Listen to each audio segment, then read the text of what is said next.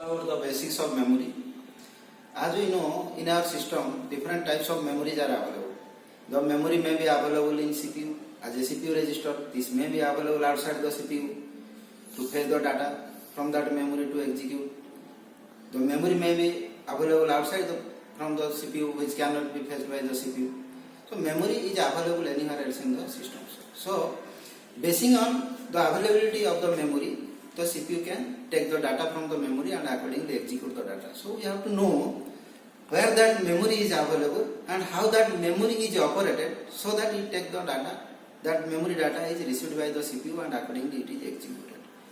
So in this chapter we have to discuss about the basics of the memory, that where that memory is available, how that memory is constructed and how to access the data from this memory. So basically we have to discuss about the different characteristics of the memory here. So the first characteristics of the memory is the location. Location means where that memory is available. Whether that memory is available in the CPU or whether that memory is the internal memory or whether that memory is the external memory. The memory which is available in the CPU is in form of register. That the data, you know that the data received by the CPU in form of a byte of data. That byte of data are available in the register. Think about this is one register. Now this register contains the data. This register data is held by the CPU and accordingly it executes. So this register stores the data in form of bits. Now think that this register is a byte register. This register is a byte register and it stores a byte of data, 1 byte of data. Then this byte of data is stored in this register in form of 0 and 1 and this first bit is called as bit 0 and accordingly it stores the 8 bit of data. So why it is called as 1 byte register. So this CPU store the data in form of byte. And this CPU also name these registers. This is called as CPU register. Those registers are like this: A, B, C, D, E, H, L, like that.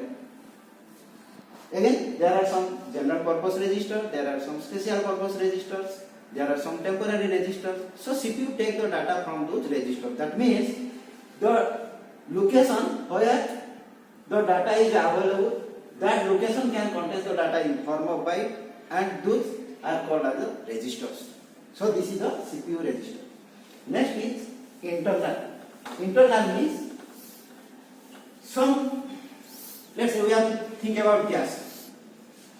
This gas itself one memory. So this gas may be available in the CPU, this gas may be available outside the CPU. So that this gas is named like this: L1, L2, L3, like that. This L1 gas is available inside the CPU. So we can say that this is the internal gas that is available in the CPU, and these are outside from the CPU, but this is internal. This gas cannot be accessed by the user. This is only accessed by the CPU. So why it is called as internal? And another is memory. So this is internal because the CPU receives the data from the memory by addressing. Think that this is your memory. Now this memory contains data. Now this memory location contains address. So the CPU address this memory location and accordingly retrieve the data. So always CPU retrieve the data in form of 1 bytes. So again it is called as internal. But external, there are some secondary storage devices. Secondary storage. Those devices or memories are outside from the CPU. Those are outside from the CPU and the CPU cannot access the data from these secondary devices. But you can store the data here. But when you store the data, let's say you have one hard disk. Now this is the external storage devices, but CPU receive the data from this by transmitting the data to main memory. From this memory it is transmitted to the CPU. So CPU cannot access the data from this, but this is the storage devices. So here we have to think where the data is actually available. Where that memory is actually available. This may be available inside the CPU, this may be available outside the CPU. So that is the location where the memory is available. This is the physical location of the memory. So next, storage. How to store? How to store the data in the memory? The data, the lowest unit of the memory is nothing but one cell. So this is the lowest unit where this cell can store the data in form of 0 and 1. That means if this is one memory, this memory is consist of number of memory chips. Again, one chip is consist of number of registers. Again, one register is consist of number of cells. So why this is the smallest unit of the memory. So if we think that this is our memory, so this is that memory. Now this memory consists of number of chips. Again, one chip consists of number of registers. Let's say this is one register. This register again contains number of cells. That is number of cells. And one cell can contain the data in form of 0 and 1. So why? This is the smallest unit. So the storage. How to store the data? Whether the data is stored in form of bit, the data may be stored in form of byte, the data may be stored in form of word. So how the data is actually stored? This is the how to store the data in the memory. Start. Next is the speed of the memory. Speed of memory. The speed of the memory may be in form of high speed to let's say low speed. So this speed is depends upon the memory construction, how that memory is actually constructed. The memory which is constructed basing on the hardware itself, then that memory speed is quite high as compared to memory which follow the software techniques. So if we think about the next one, then we can easily find out that is the construction of the memory. The memory is basically divided into two types. One is static memory and another is dynamic memory. Now, this static memory uses more number of hardwares. It uses more number of hardwares, but here it uses less number of hardwares. And it uses more number of hardware in form of transistors. It uses less number of hardware and it generally uses the basic or main hardware is the capacitor. Now, this transistor speed is quite higher as compared to capacitor. And here it uses more number of hardware. So if it uses more number of hardware, then its speed is more and it uses the hardware technique. But here, as it uses the capacitor, so its speed is quite slower. So, basing on the use, the different types of memories are available. So, where you have to use the static memory and where you have to use the dynamic memory, this is depend upon the speed of your requirement. If you want to take a cache that is to be implemented in your system, then your CPU speed is quite higher as compared to main memory. So, if you want to speed up our system, then what do you use it? You require one cache. So, this cache speed must be up to the CPU speed, then only you can speed up the system. So, you have to use one cache. So, when you are using cache, this cache speed must be quite higher. So if its speed is quite higher, then you have to use your static memory. As you know, your static memory speed is quite higher. If you use the less speed memory, then here is the memory, and that memory then so you can use here the dynamic memory. So based on your requirement, you have to choose which type of memory you have to take, because the next step is the cost. So again, basing on the cost, you have to buy the memory. So these static memories are the static memory speed is quite high. Again, it is costly. But this dynamic memory is slower, but it is less costly. So basing on the requirement, you have to choose which type of memory you have to take, and again you have to compare with the cost. So which memory you have to take. So basing on your requirement, you have to choose which type of memory you want to take, because if you take a large cache, then it will costly, and if it is not your requirement, then what is the use of that memory? So basing on the systems and your requirement, you have to choose which type of memory you have to take. Next, you have to check the hierarchy.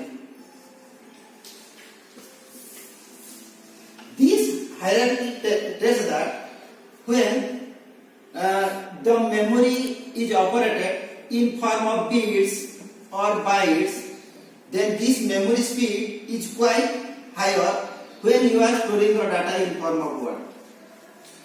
So when you have to think about one system to take one memory, then you have to think about the speed of the memory, the cost of the memory. So when you have to think that you want to take a high speed memory, then its speed is high if you take the data in form of bits and bytes. But when you have to think about the cost, its cost is quite higher. But when you think about the speed of the lowest level of memory, then its speed is low, but its cost is less. So basing on that, you have to make one hierarchy, and you have to choose for which location you want which type of memory. So the memory at the top is available in the CPU. That is the CPU memory. From the CPU's memory, there is a cache. Below that cache, there is main memory. Below this main memory, this is the secondary, or you can say the storage, secondary storage. So this is the hierarchy of the memory, that the CPU's memory speeds are quite higher as compared to these secondary or auxiliary type of storage devices. So if you have to think about the speed, then this is the hierarchy of the speed. That CPU is more speed as compared to that hierarchy. If we have to think about the cost, then like this.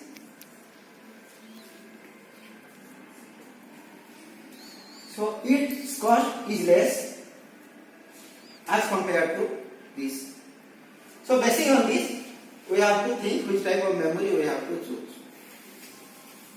Next, how to access the data from the memory. Access the data from the memory. The data may be accessed randomly, may be sequentially. So when the data is accessed randomly, that means if this is the memory, then from anywhere else you have to address from this memory location and directly access the data from this memory. So it does not require to follow from the first address location till the last address location to access the data from this memory. And this type of access can be done in main memory. From this main memory you can access the data. And in sequential memory, the data is accessed sequentially. Let's say this is one tape drive where data is available, and you want to access the data from that. Then you cannot directly jump to this location to access the data. You have to go from the initial address location till that address location to access the data. So this is the sequential access data. This is the random access or direct access the data, from where you can directly access the data. But from here you have to go to that location and you have to access the data. So here it is easy and quickly you can access the data, but here you have to go to that location, so it takes long time to access the data from there. And there is also one index accessing. Index mode of accessing is there, from where it takes one index first. From this indexing, it go to that location to access the data. So it is done just like in between random access and sequential access. Next is the type of memory. The memory may be RAM. This is random access memory. This may be ROM, read only memory. This may be PROM, programmable read only memory. This may be EEPROM, electrically programmable read only memory. So in this RAM you can say that this is the volatile memory. So ROM is non-volatile memory. So where that is ROM? So this is programmable read only memory. So this is also non-volatile. So why this programmable is totally memory is free. Now you write the program onto that memory and store the data. So once you store, that is non-volatile. But here this memory, you can erase the data from this memory. You can erase. If there is some mistake, then you can erase the data from this memory by passing one electric signal of 2537 Armstrong degree to that memory chip, so that whatever the data is available in that memory is erased, and you can again program that memory. And once you program, again it is not volatile. So there is some electrically erasable programmable read only memory. Electrically erasable programmable read only memory, where once you program, you can electrically erase that. Again, if you want to change the data, again you can erase and write the data. So here you can, at any time you can erase and write the data into that memory. There is flash memory. This flash memory, you can continuously erase the data and store the data into that, just like the pen drive. So nothing, this flash memory is nothing but one pen drive. The memory that is available in the pen drive is the flash memory. So basing on this, we can again differentiate the memory in form of volatile and non-volatile.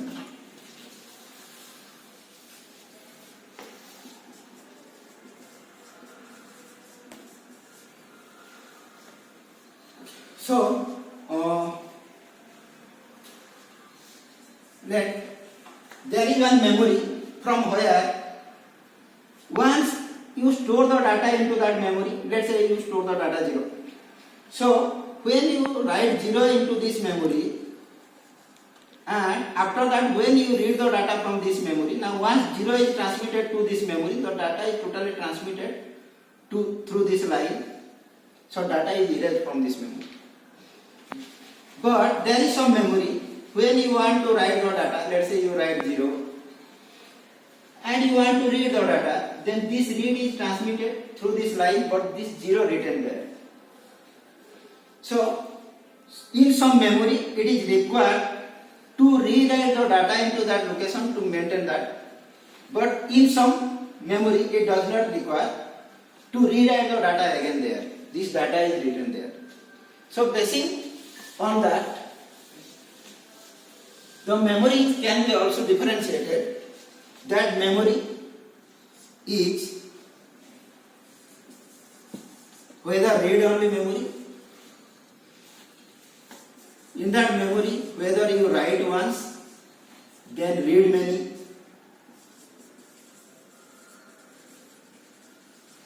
whether you have to write the data and read that data from that memory, and again you have to write that so that the data may be written onto that memory. So this is different types of memory. Basics of that memory we have discussed. Now in the next class we have to discuss about that cache memory, how different types of cache are available in which locations. So we have to discuss in the next class. Thank you.